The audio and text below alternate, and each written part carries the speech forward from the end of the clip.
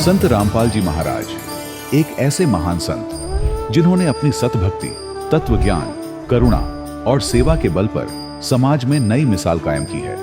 संत रामपाल जी महाराज की अगुवाई में उनके सभी सतलोक आश्रमों से समाज कल्याण के अद्भुत कार्यों ने समाज को सुनहरे भविष्य की एक नई उम्मीद दिखाई है।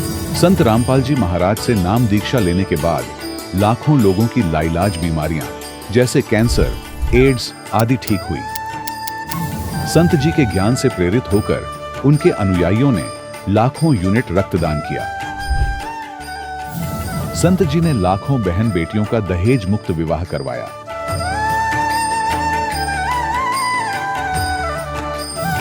संत जी ने लाखों लोगों का नशा छुड़वाया, करोड़ों उजड़े परिवार बसे।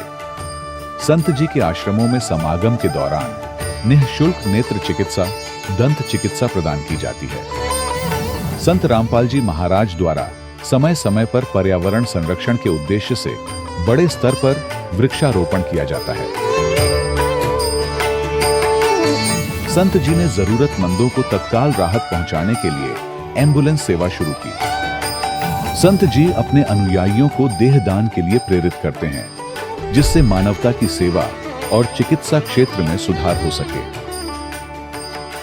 संत रामपाल जी महाराज के सभी आश्रमों में हर रोज निःशुल्क भंडारा आयोजित किया जाता है, जहां हर वर्ग, हर जाति और हर धर्म के लोग एक साथ बैठकर भोजन करते हैं।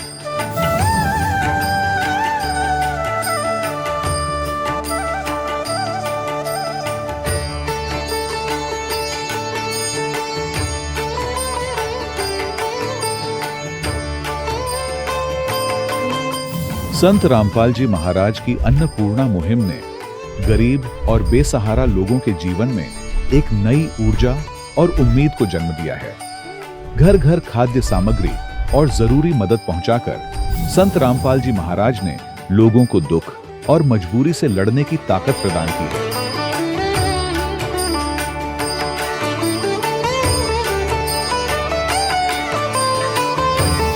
संत रामपाल जी महाराज द्वारा गरीब लोगों के लिए घर बनवाने का अद्भुत कार्य एक ऐसी मिसाल कायम कर रहा है जो सदियों सदियों संत जी की उदारता और दया भावना के तौर पर जाना जाएगा।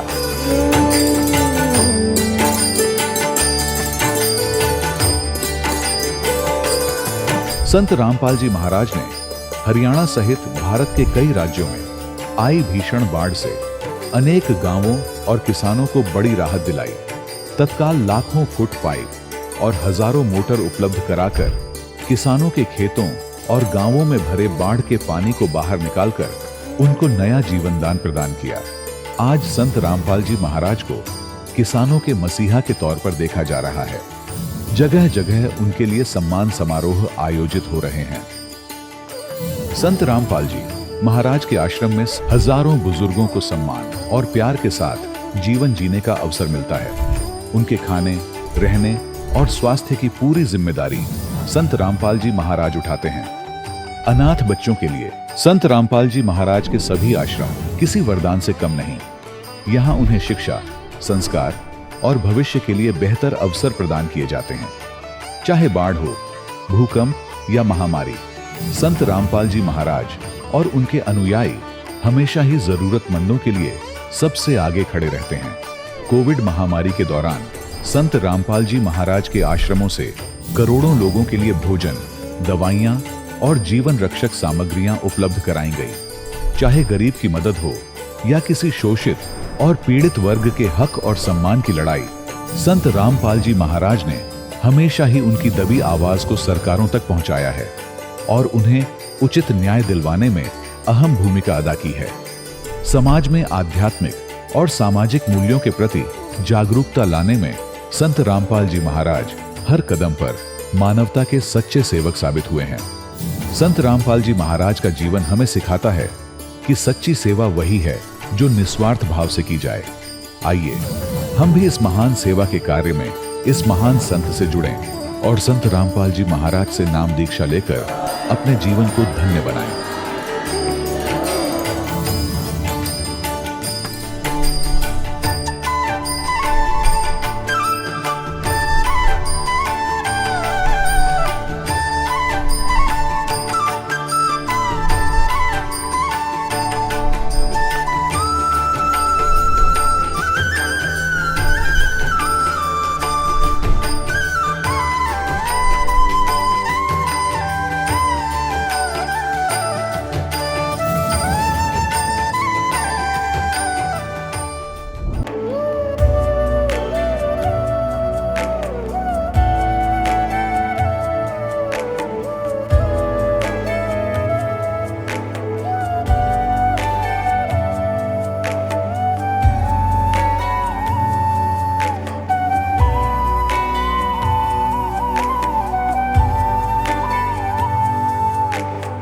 कौन ब्रह्मा का पिता है, कौन विष्णु की मां, शंकर का दादा कौन है, हमको दे बता। ये जानने के लिए कृपया सुनिए। जगत गुरु तत्वदर्शी संत रामपाल जी महाराज के अमृत वचन सर्व पवित्र धर्मों के पवित्र शास्त्रों के आधार पर। इसके पीछे इसका कारण जो है ये अज्ञान है, नकली गुरु हैं, तत्व ज्ञानहीन ये संत हैं जिन्होंने परमात्मा को पहचाना नहीं, समझा नहीं, सदग्रंथों को भी ठीक से नहीं जाना। ये जितने भी गुरु पद पर विराजमान हैं ये आध्यात्मिक टीचर हैं, आध्यात्मिक अध्यापक हैं। और अध्यात्म का ये जितने भी सदग्रंथ है ये एक सिलेबस है। पवित्र चारों वेद, पवित्र श्रीमद् भगवत गीता, पवित्र 18 पुराण, पवित्र कुरान शरीफ, पवित्र गुरु ग्रंथ साहिब, पवित्र बाइबल। इन सदग्रंथों को भी प्रत्येक धर्म के जो टीचर अब वर्तमान के हैं ये बिल्कुल ही नहीं समझ सके। और जिन महापुरुषों ने इन ग्रंथों की रचना की उनके बाद भी इनको समझने वालों का अभाव ही रहा। आज सुबह के सत्संग में आप जी सुन रहे थे कि एक महर्षि रामानंद जी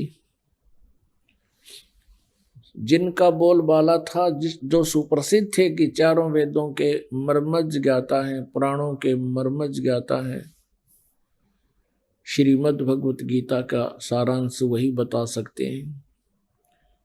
पूरे भारतवर्ष में सुप्रसिद्ध थे। 1400 शिष्य बना रखे थे जो आगे उनके द्वारा निकाले सदग्रंथों के निष्कर्ष के आधार से उनके ही शिष्य प्रचार किया करते थे।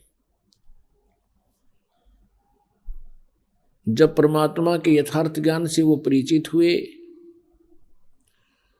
परमेश्वर कबीर देव जी ने उनको यथार्थ ज्ञान समझाया और अपने सतलोक के दर्शन कराए और वहां अपनी समर्थता से, सामर्थ्य से परिचित कराया। उसके बाद स्वामी रामानंद जी ने कहा था कि तुम स्वामी मैं बाल बुद्धि और कर्म भरम कियो नाश, गरीब दास निज ब्रह्म तुम, मेरा हो गया दृढ़ विश्वास। तब उस 104 साल के वृद्ध ने ये कहा था कि मेरा ज्ञान तो ऐसा है जैसे बालक का होया करे। मेरा टारगेट केवल स्वर्ग जाने का था, उद्देश्य स्वर्ग जाने का था और विष्णु जी को मैं सुप्रीम पावर मानता था। आपके यथार्थ ज्ञान से, आपके तत्व ज्ञान से अब मेरी आंखें खुल गई। परमात्मा के दर्शन होने के उपरांत स्वामी रामानंद जी ने अपने उन 1400 शिष्यों को बुलाया, उनसे कह दिया था कि आज के बाद मैं तुम्हारा गुरु नहीं हूं, मुझे कोई ज्ञान नहीं सदग्रंथों का। मैं अपना जीवन, अपना उद्देश्य, अपनी भक्ति विधि अब परिवर्तित कर रहा हूं, चेंज कर रहा हूं। और आप जी से भी प्रार्थना करता हूं कि आप भी इसका गहनता से विचार करके, और ये स्वयं परमेश्वर आए हुए हैं कबीर जी, इनसे ज्ञान ग्रहण करो, दीक्षा ले लो। लेकिन ये महिमा की भूख, पुण्यात्माओं, जो भी ये अच्छी आत्माएं हैं ये भगवान के लिए निकलती हैं, परमात्मा के लिए तड़फते हैं। इनको फिर ऐसे गुरु मिलते रहे जिनके पास कोई ज्ञान था नहीं, और फिर उनको वो आगे अपना जो है सबॉर्डिनेट बना देते रहे। सबॉर्डिनेट बनाने के बाद फिर वो आगे फिर अपने अपने शिष्य अलग से बना लेते हैं। वो प्रभुता की चाह उनसे छूटी नहीं। और रामानंद वो ब्राह्मण थे और ब्राह्मण वाला कर्म उन्होंने किया। ब्राह्मण सोए जो ब्रह्म पहचाने हैं। उसके बाद रामानंद जी का विरोध करने लग गए वो ब्राह्मण, और 1400 ऋषि भी उनसे विमुख हो गए, उनके शिष्य भी। परमात्मा कबीर जी कहते हैं, राज्य तजना सहज है, सहज त्रिया का ने, मान बढ़ाई ईर्षा दुर्लभ तजना ये। इनके तजे बिना परमात्मा निकट नहीं आ सकता। अब रामानंद जी ने ये शब्द कहे कि तुम स्वामी मैं बाल बुद्धि, आप मेरे गुरु जी, मैं आपका बच्चा, मुझे स्वीकार करो। तब परमेश्वर ने कहा कबीर जी ने कि स्वामी जी, आप मुझे समझ चुके हो, मेरे उद्देश्य से भी परिचित होजिए। मेरे उद्देश्य से परिचित होकर के आप मेरा सहयोग दीजिए। परमात्मा ने बताया कि ये काल का जाल है। स्वामी रामानंद जी को बिल्कुल स्पष्ट समझा दिया, वो भी मान गए इस बात को। फिर परमेश्वर ने कहा कि आप मेरे गुरु बने रहना, लेकिन साधना जैसे मैं बताऊं ऐसे आप कीजिए। गुरु शिष्य के नाते को आप बनाए रखना, क्योंकि आने वाले समय में, कलयुग में, बिचली पीढ़ी में, जब बहुसंख्या में हंस पार होंगे, उस समय ये काल के दूत एक ही आंट अड़ा देंगे कि गुरु की कोई आवश्यकता नहीं है, और कहेंगे कबीर जी ने कौन सा गुरु बनाया था। इसलिए स्वामी जी, औपचारिक रूप से आप मेरे गुरु बने रहिए, लेकिन वास्तव में जो साधना ये दास बताओ ऐसे आप कीजिए, आपका कल्याण हो जाएगा। अब परमात्मा कबीर जी के उस आग्रह को स्वामी रामानंद जी टाल नहीं सके, बल्कि उनका आत्मा बहुत दुख पा रही थी और महसूस करते रहे काफ़ी दिन तक कि मैं कर तो गलत रहा हूँ।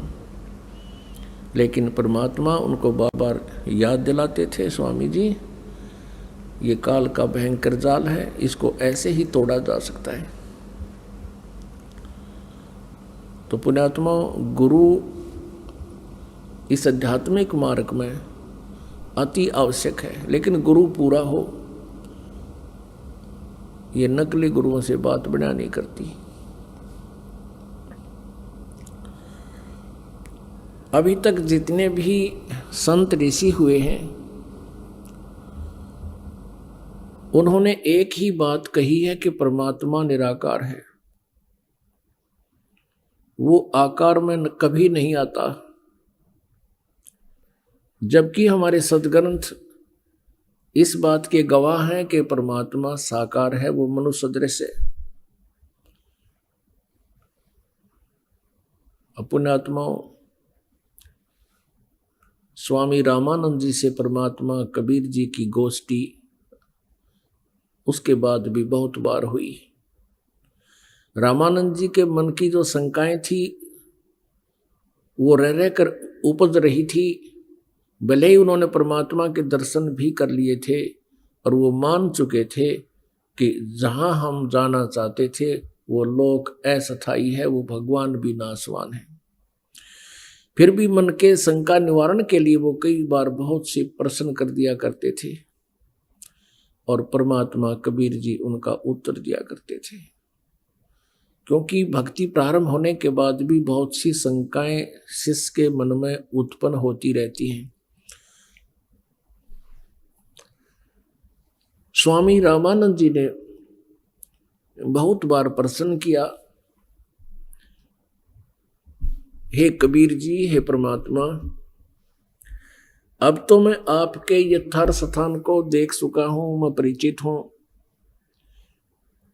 और ये मेरा हृदय मान चुका है कि परमात्मा साकार है और आप हैं। लेकिन वेदों में तो परमात्मा को निराकार बताया गया है, इसलिए हम भ्रमित थे। अब कबीर परमेश्वर जी ने कहा कि स्वामी जी, आज तक इन वेदों को किसी ने समझा ही नहीं। वेदों में परमात्मा साकार है। आप फिर से पढ़िए। अब रामानंद जी के वैसे तो सारे श्लोक याद थे, परमात्मा ने कुछ श्लोकों का मंत्रों के बारे में जानकारी दी, तो स्वामी जी ने उनको पुनः पढ़ा तो उनमें स्पष्ट पाया कि परमात्मा साकार है। अब यहां परमात्मा कबीर जी कहा करते थे, गुरु बिन वेद पढ़े जो प्राणी, समझे न सार रहे अज्ञानी। गुरु बिन काहुन पाया ज्ञाना, जो थो था बुस छड़े किसाना। वेद पढ़े पर वेद न जाने, ये बाचे पुराण 18। जड़ को अंधा पत्ते खुआवे, ये भूल गे सिरजनहारा।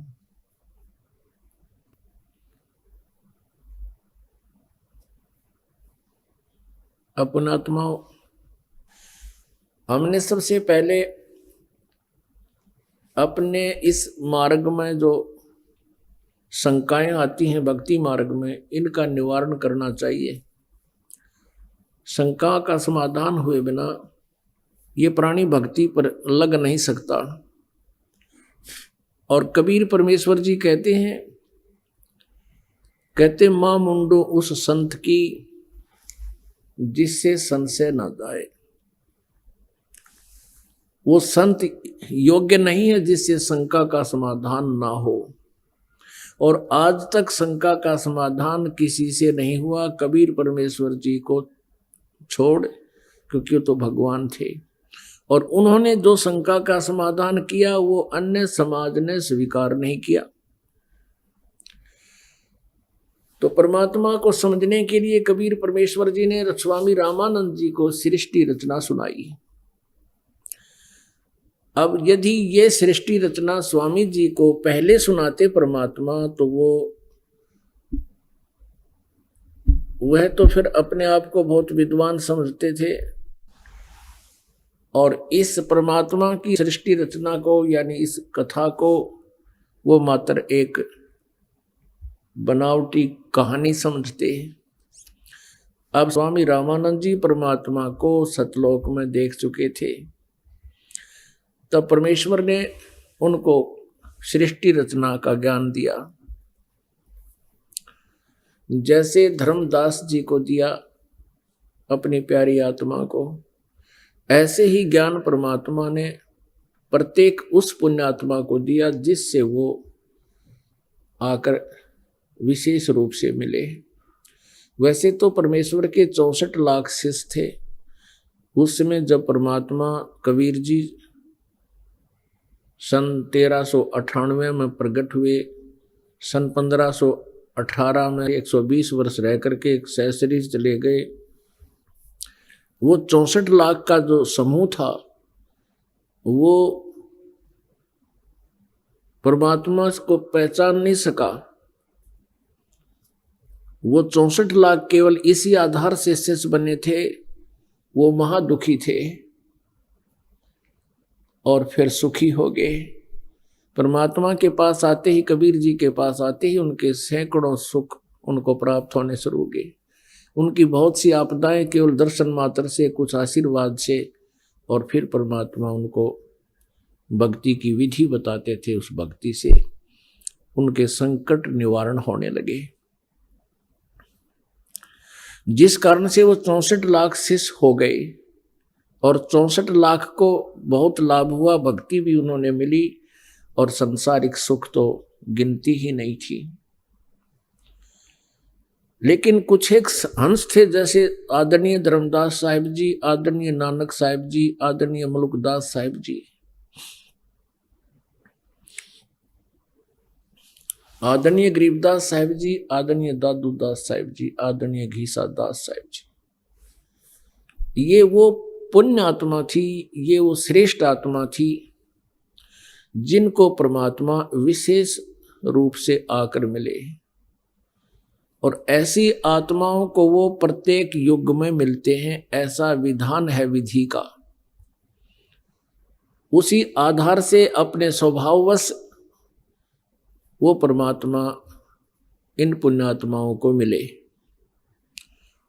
और उनको मिलकर के अपने यथार्थ ज्ञान की जानकारी दी। और उन महापुरुषों ने फिर ढोल के डंके पर उस परमेश्वर की महिमा का आगे गुणगान किया।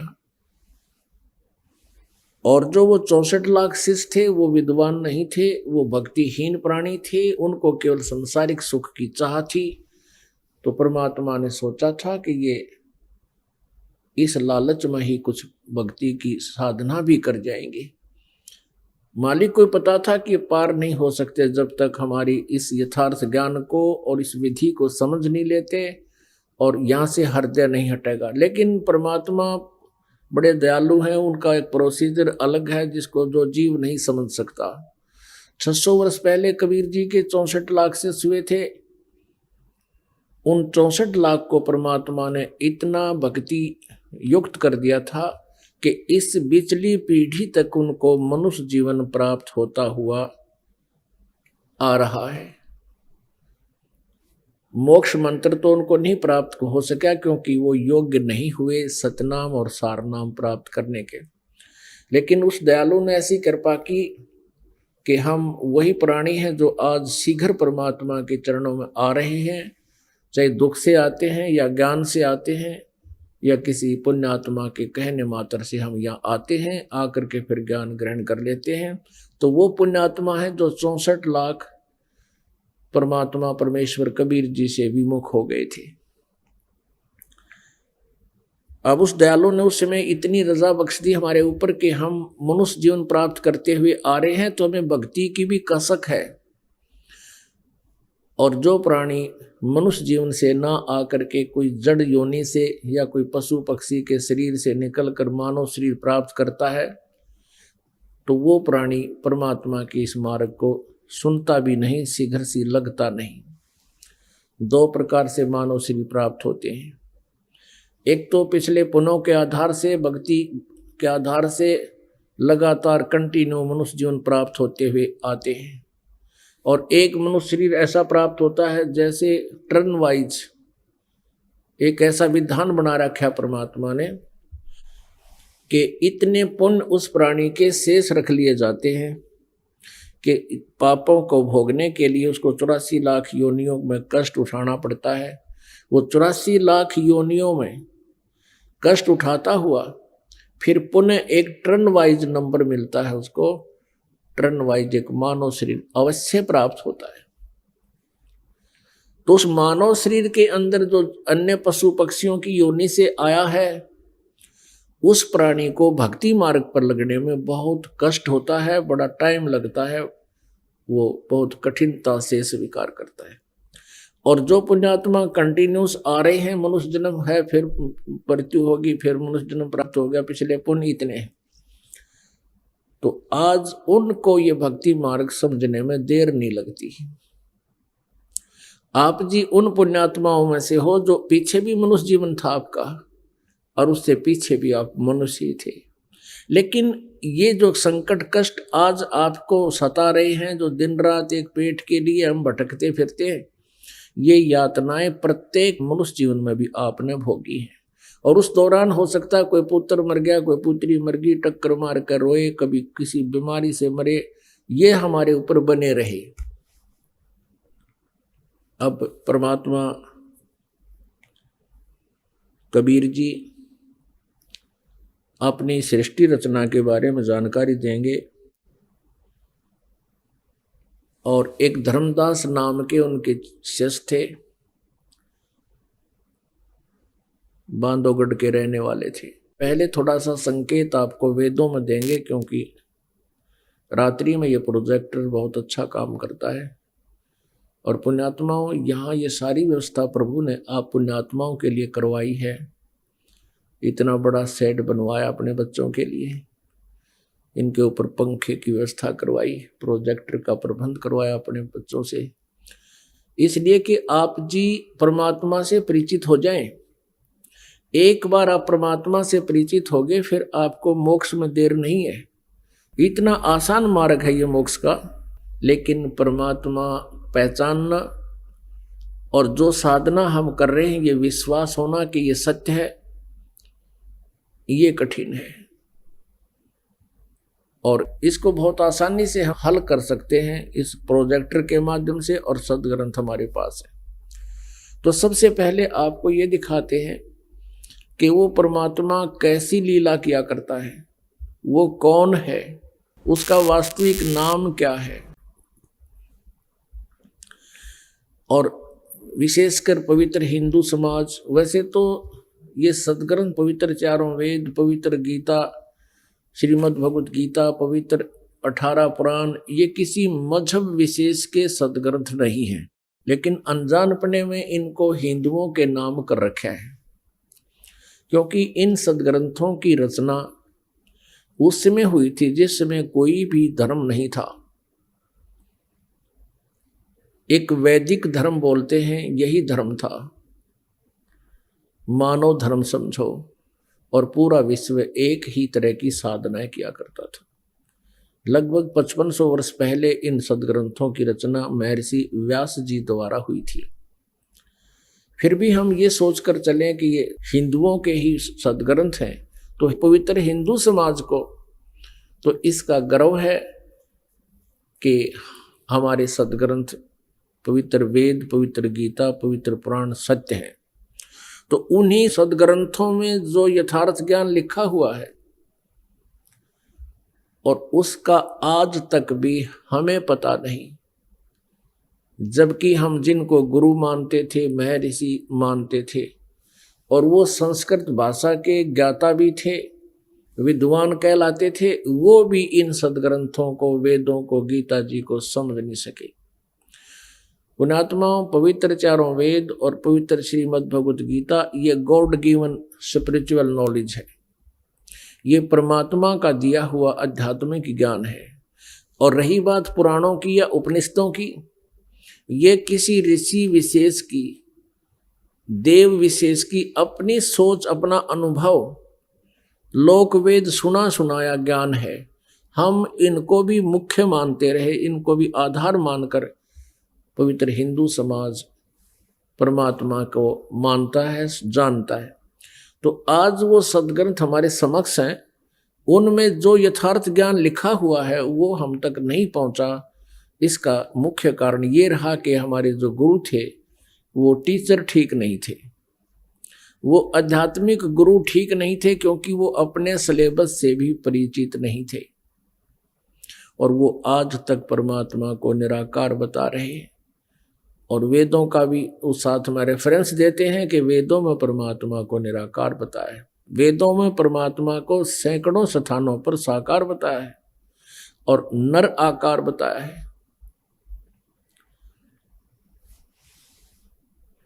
कबीर परमेश्वर जी कहा करते थे कि वेद मेरा भेद है, मैं मिलूं वेदन से नाही, और जौन वेद से मैं मिलूं ये वेद जानते नाही। ये चारों वेद मेरी ही महिमा का गुणगान कर रहे हैं, और इन वेदों में मेरे पाने की विधि नहीं है। इन चारों वेदों में जौन से वेद से मैं मिलूं, वो पांचवा वेद सूक्ष्म वेद जो स्वयं परमेश्वर ने आकर के अपनी अमृत वाणी में, सच्चिदानंद घन ब्रह्म की वाणी में उल्लेख किया, उसको ये वेद जानते नहीं। उन वेदों में वो ज्ञान, इन चारों वेदों में ऋग्वेद, सामवेद, यजुर्वेद, अथर्ववेद, इन 4 वेदों में पूर्ण परमात्मा के पाने की वे ऑफ वर्शिप नहीं है, पूजा की विधि नहीं है। इनमें केवल ब्रह्म तक की साधना, 500 यज्ञ, ओम नाम का जाप, यहाँ तक लिखा है। ये समझ लिए कि ये मैट्रिक तक का सिलेबस है, 10वीं तक का सिलेबस वेदों में है।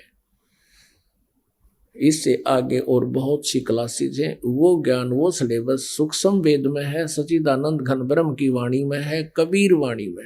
अब रामानंद जी को परमात्मा बता रहे हैं कि स्वामी जी देखिएगा वेदों में परमात्मा के कितने प्रमाण हैं कि वो साकार है।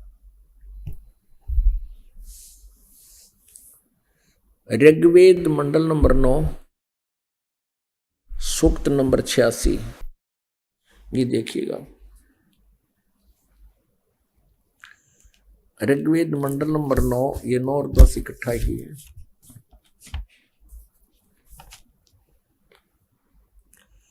प्रकाशक है सार्वदेशिक आर्य प्रतिनिधि सभा, महर्षि दान भवन, रामलीला मैदान, नई दिल्ली। इनके फोन और फैक्स नंबर है। इन्होंने लिखा महर्षि दान सरस्वती कृत। मुद्रक है Prince offset printers, 1510 Pataudi house, Daryaganj, नई दिल्ली।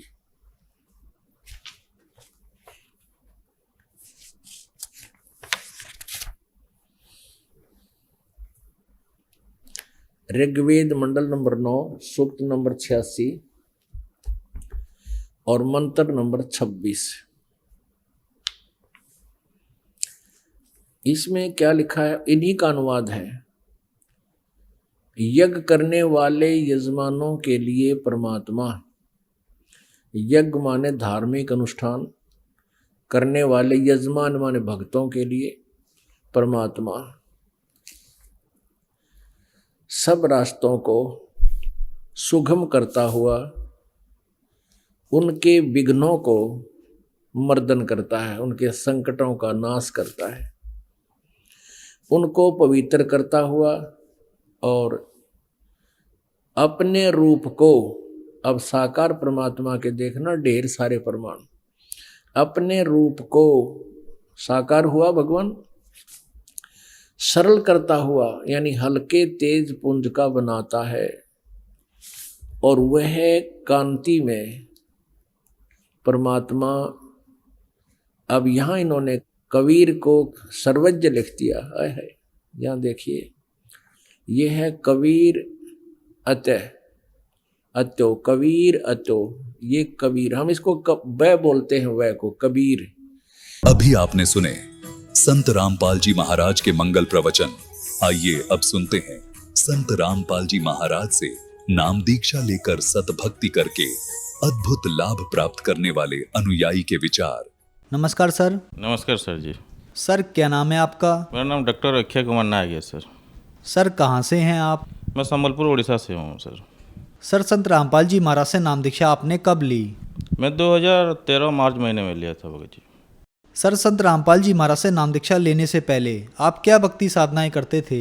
मैं कुछ भक्ति नहीं करता था, ऐसे घर में जो पूजा पाठ करते थे पिताजी लोग, और हमारे घर में शुरुआत से सत्संग वगैरह होता था, सभी देवताओं को मानते थे, लेकिन मैं कोई ये पुस्तक वगैरह कभी पढ़ता नहीं था, उतना ज्ञान मेरे को नहीं था। ये अक्षय जी, आपने बताया कि आप कोई भक्ति साधना नहीं करते थे, तो फिर क्या कारण बना कि आप संत रामपाल जी महाराज की शरण में आए? ये तो बहुत बड़ा एक कहानी है सर जी। ऐसे हुआ, मेरा एक दोस्त है यहाँ पास में, वो 3 महीने 2013 में, वो मैं मार्च महीने में नाम लिया, वो जनवरी में 2 महीने पहले नाम लिया था, वो बरवाला जाके हरियाणा से संत रामपाल जी महाराज से। तो बाइक में हम लोग संबलपुर जा रहे थे टाउन में घूमने के लिए। वो मेरे को बोला कि एक परमात्मा का अवतार है संत रामपाल जी महाराज, जो कबीर साहब के अवतार हैं। तो मेरे को परमात्मा नाम से वर्ड में पहली बार उसके मुंह से सुना। तो मैं बोला परमात्मा क्या है, तो पहले ये मेरे को बता, मेरे को परमात्मा का वर्ड ये तेरे मुंह से सुन रहा हूँ।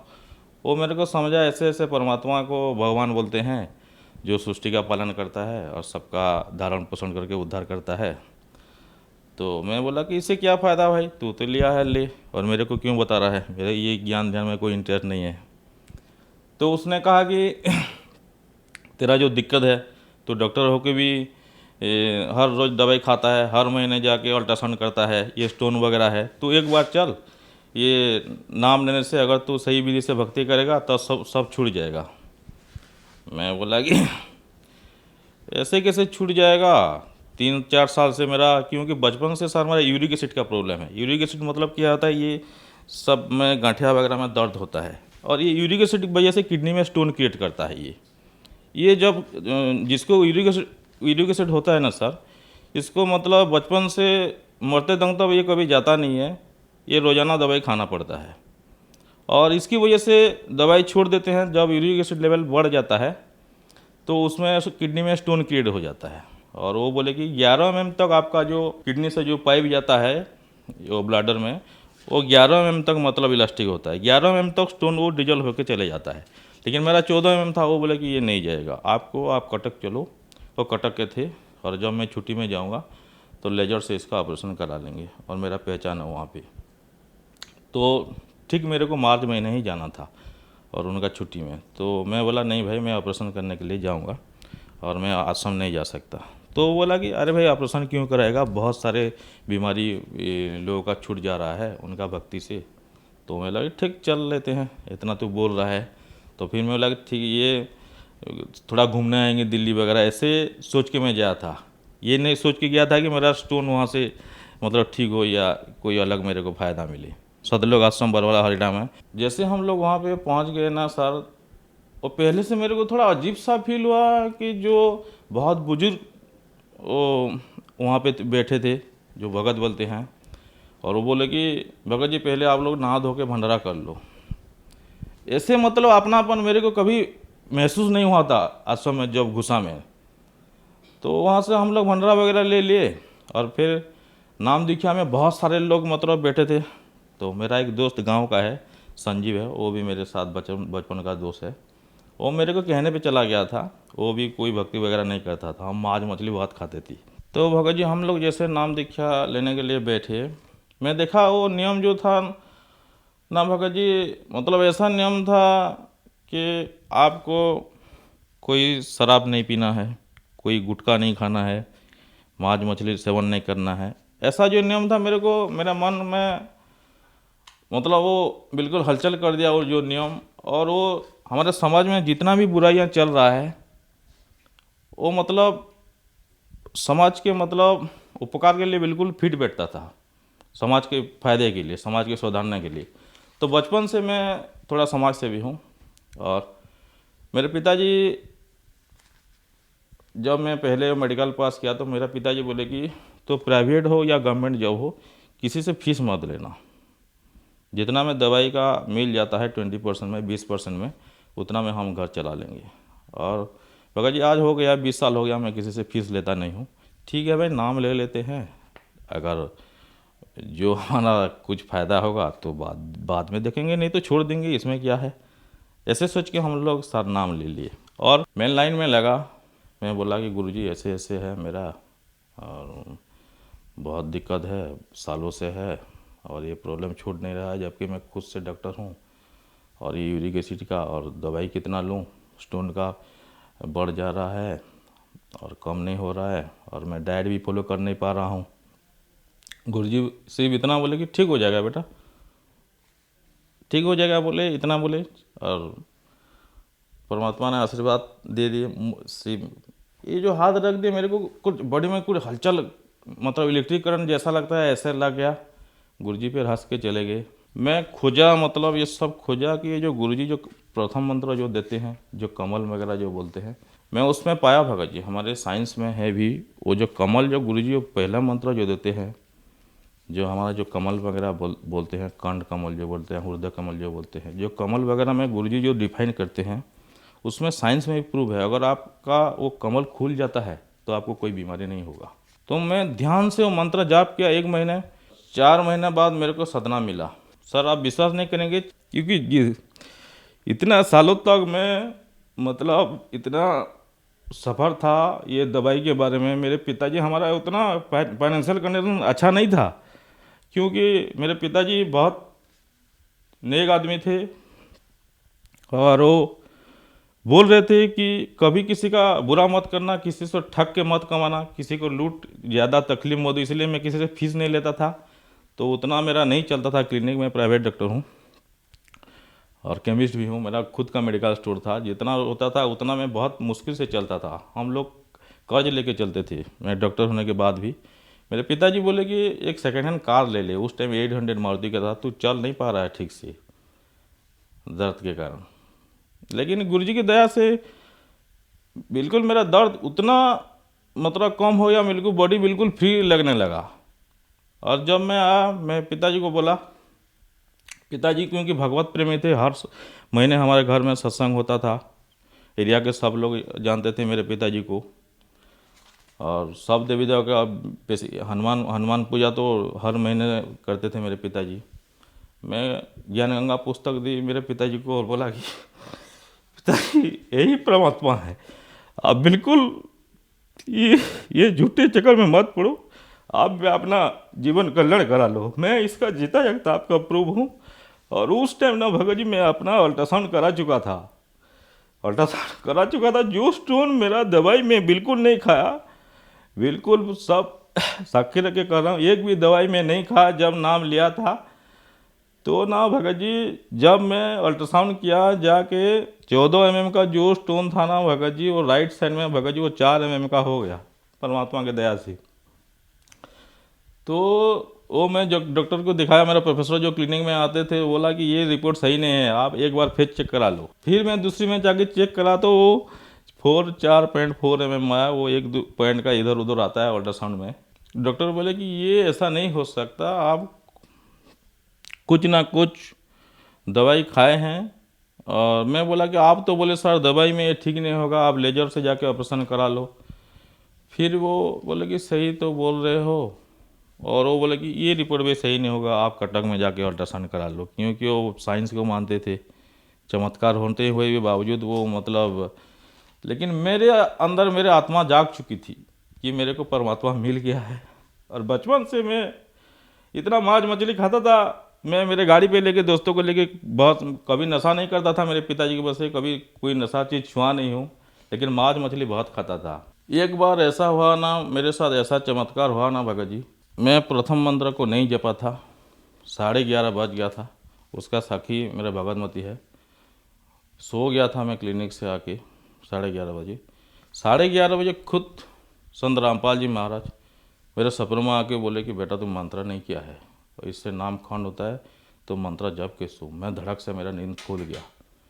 प्रथम मंत्र जपने में गुरुजी जो हमें जो प्रथम मंत्र देते हैं वो बिल्कुल ऑथेंटिक है, बिल्कुल ज्ञान से और साइंस से बिल्कुल वो खाता है, बिल्कुल इक्वल है वो।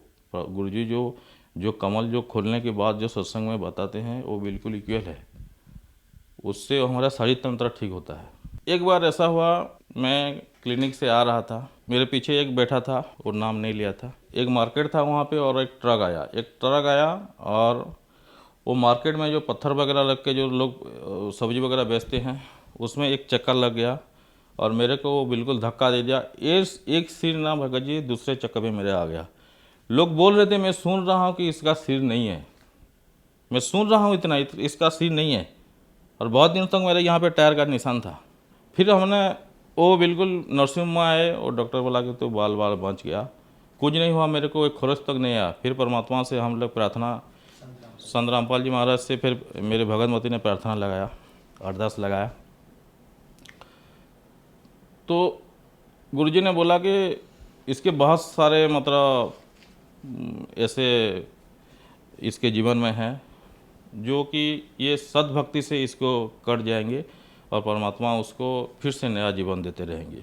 बहुत सारे ऐसे आएंगे, बेटा घबराना मत, ठीक से भक्ति करो बोले। सर, आपके पिताजी एक नेक डॉक्टर थे और आप भी एक नेक डॉक्टर हैं। आप आज भी अपने पेशेंट यानी मरीजों से फीस नहीं लेते। हमें सुनने में आया था कि आपने अपने राज्य में कोरोना संकट में लगभग 25 लाख रुपए से ज्यादा की दवाइयाँ गरीब लोगों को फ्री में बंटवाई थी। तो सर, ये प्रेरणा, ये सोच आपको कहाँ से मिली? ये संत रामपाल जी महाराज का ज्ञान है, उनकी प्रेरणा है। हमारा प्राइवेट मेडिकल स्टोर है भगत जी, हमें भी ऐसे लिख दिया था कि मतलब टोटल दवाई फ्री में देंगे। मतलब हम एक मिडिल क्लास की फैमिली है, हमारे पास उतना भी पैसा नहीं है, लेकिन कैसे वो मैनेज हुआ। 11 दिन तक हमने बिल्कुल 12 से 13 हज़ार, बिल्कुल उस टाइम कोरोना का था, लॉकडाउन शटडाउन था कोरोना का, और लगभग हमने जो ट्रीटमेंट कर रहे थे ना भगत जी, उस टाइम जिस दवाई का थोड़ा खर्चा आता था लोगों को, 700 से 800 रुपये का खर्चा आ जाता था, लोग खरीदने नहीं पाते थे। लेकिन परमात्मा की ज्ञान ऐसा था कि वो गुरुजी ज्ञान से ना भगत जी अपने आप से वो लोभ बिल्कुल हट जाता है। और दुकान में कैसे कितना लगभग 20 लाख से ऊपर दवाई का ये ज़्यादा होगा, 25-30 लाख होगा, इतना मतलब दुकान में कितना दवाई मौजूद था हमें ये कैलकुलेशन नहीं होता है। 20 लाख का दवाई हमने बिल्कुल लाए थे 11 दिन में। और ये सब परमात्मा संत रामपाल जी महाराज की दया से। हम भगत जी 30-40 पेशेंट देखते थे तो थक जाते थे, लेकिन 1000 से 11, कभी 800-900, एक दिन तो 1600 हुए थे। परमात्मा कहाँ कहाँ मैनेज कर रहे थे, बिल्कुल लाइन लगे थे। और गुरुजी के प्रशासन का भी बहुत सपोर्ट रहा 11 दिन तक, मतलब गरीब लोगों का। गुरुजी की ये परमात्मा संत रामपाल जी महाराज की बहुत बड़ी दया रही और उनकी प्रेरणा से ये हुआ भगत जी। नहीं तो हमें कौन ये सब सोच सकता है भगत जी, आम आदमी। सर, बहुत सारे लोगों ने बताया कि हमने संत रामपाल जी महाराज से ऑनलाइन नाम दीक्षा ली, मतलब मोबाइल के थ्रू नाम दीक्षा ली और हम ठीक हो गए। उन्होंने अपनी रिपोर्ट्स भी दिखाई और प्रूफ भी दिखाए। मेडिकल साइंस ने मना कर दिया था कि अब वो ठीक नहीं हो सकते, और संत रामपाल जी महाराज से ऑनलाइन नाम दीक्षा लेने के बाद वो ठीक हो गए। तो सर, आज टेक्नोलॉजी और साइंस का युग है, ऐसा कैसे संभव हो रहा है कि एक संत इतनी दूर बैठकर और ऑनलाइन नाम दीक्षा देकर उनकी बीमारियां ठीक कर देता है? और सर, ये जो आप पूछ रहे हैं, मतलब मेडिकल साइंस से इतना टेक्नोलॉजी डेवलप होने के बाद भी लोग संत रामपाल जी महाराज से कैसे ठीक हो रहे हैं। एक ऐसा आध्यात्मिक शक्ति होता है। हमने तो गुरुजी को अपना पूर्ण परमात्मा मान लिया है और वो कबीर साहब के अवतार हैं, और वो जहाँ पे भी रहें उनका शक्ति, मतलब परमात्मा शक्ति ऐसा होता है कि जहाँ पे भी आप लो है, मोबाइल में लो या जाके कहीं भी, हजारों नामदान सेंटर अभी चल रहा है, जहाँ भी आप नाम लो उनका शक्ति काम आएगी भगत जी। परमात्मा को हमने कभी देखा है क्या भगत जी? अभी हमें परमात्मा को कभी हम जिसकी भी भक्ति करते थे, राम कृष्ण हनुमान, साक्षात कभी देखा है क्या भगत जी? टीवी भी देखे हैं, ये राम है ऐसा स्वरूप है, तभी हम राम माने हैं। लेकिन हमने भगत जी प्रूफ के साथ संत रामपाल जी महाराज को अपना परमात्मा मानते हैं। और इसीलिए मेरा एक निवेदन है सभी से, जितना भी लोग इंटरव्यू दे रहे हैं, जहाँ कभी इंटरव्यू दे रहे हैं, वो उनको फ़ायदा मिला है तभी वो अपना इंटरव्यू दे रहे हैं। कोई अपने मन से नहीं दे रहा है ये, और मेरे पास ये सब प्रूफ है। देखिए, मैं इसमें एक प्रूफ दिखाता हूँ। इसमें लिखा है फेरिंजाइटिस, जो फेरिंग्स का गला पिछले भाग का फूल जाता है। और इसमें मेरा CRP लेवल देखो, उसी डेट का है, 35 है, 35-95, ये 6 के अंदर रहता है। ये 35 बहुत बड़ा हो जाता है, बहुत दर्द, बहुत बड़ा इन्फेक्शन रहता है। और ये संबलपुर में देखा था, ठीक मतलब अच्छा नहीं लगा, मैं कटक में जाके कंफर्म किया, फिर परमात्मा से प्रार्थना लगाई, संत रामपाल जी महाराज से प्रार्थना लगाई, गुरुजी बोले ठीक हो जाएंगे। और मेरे वो मंत्र के ऊपर इतना विश्वास था, मैं दवाई नहीं ली, मेरा बिल्कुल ठीक हो गया। ये 35 वगैरह, ये भगत जी, ये इतना जिनको पता है मेडिकल साइंस, CRP जिनका बढ़ता है, बहुत कंटिन्यू दवाई खाना पड़ता है। यूरिक एसिड जिनका पड़ता है, कभी कंटिन्यू दवाई खाना पड़ता है। अभी परमात्मा साखी में एक भी दवाई नहीं खा रहा हूँ, बिल्कुल स्वस्थ हूँ। कोई भी दवाई मेरे को संत रामपाल जी की दया से कभी एक भी दवाई नहीं लग रहा है। सर, बहुत सारे दर्शक आज आपको टीवी पर देख रहे हैं, आप एक डॉक्टर हैं, आप भी उन बीमारियों से गुजर चुके हैं जिनको संत रामपाल जी महाराज ने बगैर ऑपरेशन, बगैर दवाई के ठीक कर दिया। तो जो दर्शक आज आपको देख रहे हैं और वो भी किसी न किसी बीमारी से या परेशानी से ग्रस्त हैं, उनके लिए आप डॉक्टर होने के नाते क्या कहना चाहेंगे? मैं तो इनके लिए ये कहना चाहता हूँ, देखो अभी खास करके उड़ीसा का मैं जितना जानता हूँ, हमारे यहाँ बहुत सारे लोगों के पास दवाई खाने के लिए पैसे नहीं है। बहुत लाइलाज जैसे बीमारी है, किडनी का बीमारी है, हार्ट का बीमारी है, लोग बिना, गवर्नमेंट तो जितना हेल्प कर रहा है, फिर भी लोग बहुत मर रहे हैं।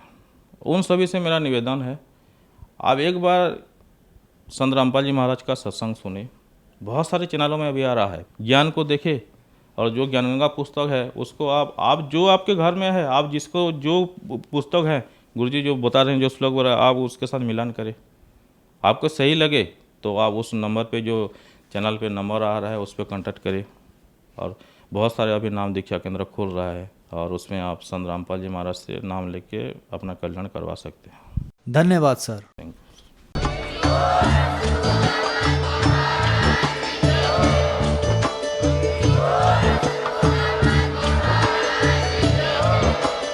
आप सुन रहे थे जगत गुरु तत्वदर्शी संत रामपाल जी महाराज जी के मंगल प्रवचन। अधिक जानकारी के लिए विजिट कीजिए हमारी वेबसाइट www.jagatgururampalji.org। संत रामपाल जी महाराज जी के शुभ आशीर्वाद से पूरे विश्व भर में 500 से भी ज्यादा नाम दीक्षा केंद्र हैं, जिन पर संत रामपाल जी महाराज जी द्वारा ऑनलाइन निशुल्क नाम दीक्षा दी जा रही है। अपने नजदीकी नाम दीक्षा केंद्र का पता करने के लिए संपर्क करें।